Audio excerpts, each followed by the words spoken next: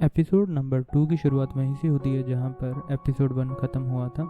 Episode 2 की शुरुआत में वू और जिंजू उन लड़कियों के साथ लड़ पड़ती हैं और वहां पर हमें उनकी तीसरी दोस्त भी दिखाई देती है जिसका नाम योंग ही है। योंग ही भी उनके साथ उनकी मदद करने के लिए उन लड़कियों के साथ लड़ने लग जाती है। फिर सीन कट होकर ली और सैंग पर जाता है। जब वो वहां पर आते हैं तो वहां पर बहुत ही भीड़ इकट्ठा हुई पड़ी थी और सैंग ली को बोलता है आ जाओ मेरे साथ, हम उनकी मदद करते हैं। पर ली सैंग को बोलता है कि अगर मेरे चेहरे पर कुछ हो गया तो। फिर सैंग उन्हें एक दूसरे से दूर करने की बहुत कोशिश करता है पर वो कामयाब नहीं हो पाता, इसलिए वहाँ पर टीचर आके उनको एक दूसरे से दूर करते हैं और वो और उसके दोस्तों को टीचर अपने साथ ले जाकर उन्हें सजा देते हैं। शाम को वो को ली का मैसेज आता है जो उसे मिलने के लिए बुलाता है। जब वो उससे मिलने के लिए जाती है तो ली उसे मेडिसिन देता है। वो उसे पूछती है कि तुम इतना अच्छा बनने का नाटक क्यों करते हो। ली उसे बोलता है 2 सालों से तुम मेरी आंखों के सामने हो, जितना तुम्हें देखता हूँ तुम पर उतना ही तरस आता है। और ये भी बोलता है कि दूसरों के लिए खुद को क्यों बदलना, जिसे रहना होगा वो रहेगा, जिसे जाना होगा वो जाएंगे। अगले दिन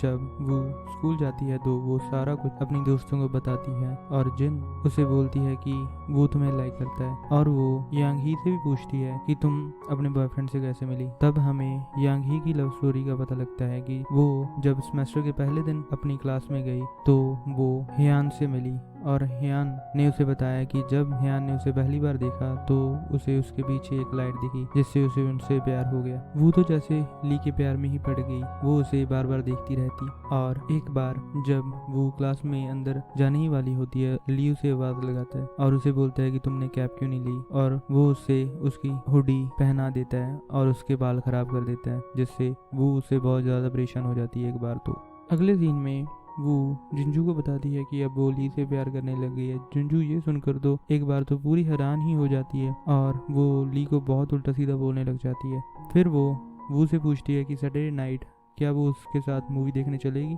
फिर वो उसे बताती है कि सैटरडे को उसका कोई कंपटीशन है जो उसके लिए बहुत ही ज़्यादा ज़रूरी है, इसलिए वो उसके साथ नहीं जाएगी। फिर हमें योंग ही का सीन दिखाई देता है जो कि कहीं पर पार्ट टाइम जॉब करती है जिसकी लाइफ बहुत ही ज़्यादा मुश्किल में कट रही होती है। पर जब भी उसका बॉयफ्रेंड उसे लेने आ जाता है तो वो बहुत ही ज़्यादा खुश होती है।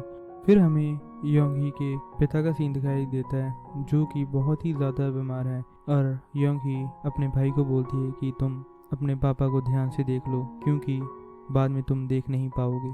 फिर हमें लीसू का सीन दिखाया जाता है जो कि घर से निकल ही रहा होता है। तब उसकी मॉम उसे आवाज़ लगाकर बोलती है कि खाना खा जाओ, पर लीसू बोलता है कि मैं अपना टाइम अपने फ्रेंड्स के साथ स्पेंड करूँगा।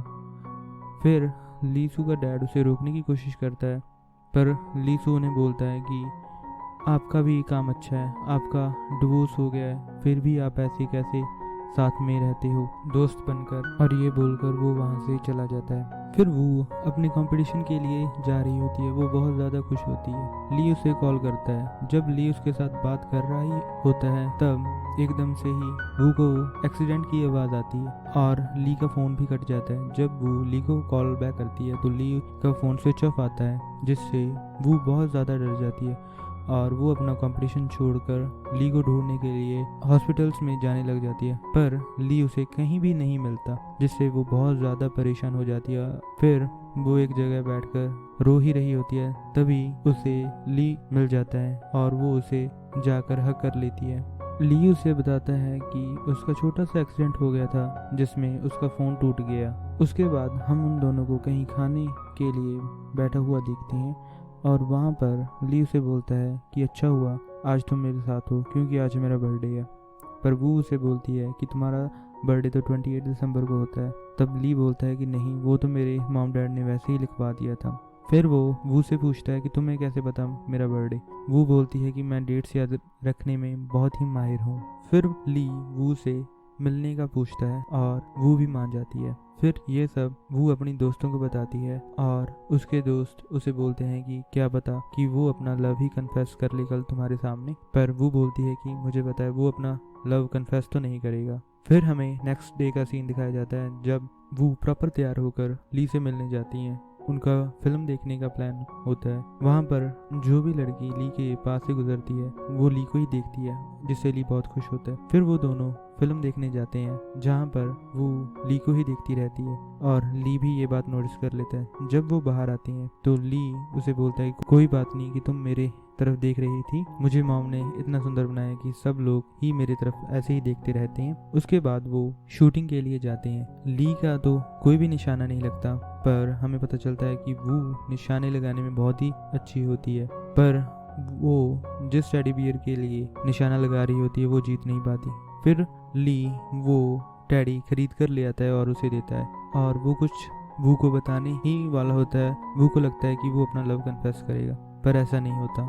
ली उसे बोलता है कि वो कल यूनाइटेड स्टेट्स पढ़ने के लिए जा रहा है, जिससे वू के तो होश ही उड़ जाते हैं। वो तो सारी रात उस टेडी को लिए बैठी रहती है और सारी रात सोती भी नहीं। सुबह जब उसकी मॉम उसके पास आती है तो वो बोलती है कि काश बर्फ ही ज्यादा पड़ जाए जिससे प्लेन उड़ ही ना पाए, और उसकी मॉम बोलती है कि अगर वो आज नहीं गया तो कल को चला जाएगा, और उसे ये भी बोलती है कि तुम अपनी फीलिंग्स को अपने दिल में मत रखो, बता दो, फिर तुम्हें बाद में पछताना ना पड़ेगा।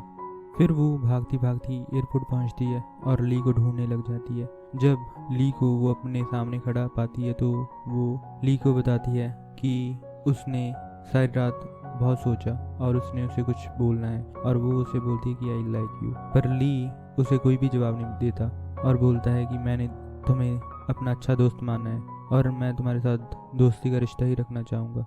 और ये सुनकर वो सैड हो जाती है। फिर वो रोते रोते अपने घर आ जाती है। बाद में हमें उसकी आवाज़ में पता चलता है कि 20 साल की उम्र से उसने डेटिंग शुरू कर दी, पर उसका कोई भी रिश्ता सफल नहीं हो पाया। जब भी उसका ब्रेकअप होता और वो बहुत दारू पीती, फिर वो पीकर ली को कॉल करती है और उस कॉल पर बहुत रोती है। ली तो उसका फ़ोन नहीं उठाता होता, पर वो दिन कुछ अलग था। ली ने उसकी कॉल उठा ली और ली उसके सामने आकर बैठ गया, जिससे वू को तो एक बार यकीन ही नहीं हुआ। उसे लगा कि ये मैं सपना देख रही हूँ। और यहीं पर हमारा सेकंड एपिसोड खत्म होता है। मिलते हैं अगले एपिसोड में। आशा करता हूँ कि आपको मेरी एक्सप्लेनेशन अच्छी लगी होगी। प्लीज़ इस चैनल को लाइक और सब्सक्राइब करें। मिलते हैं अगली वीडियो में। Thank you.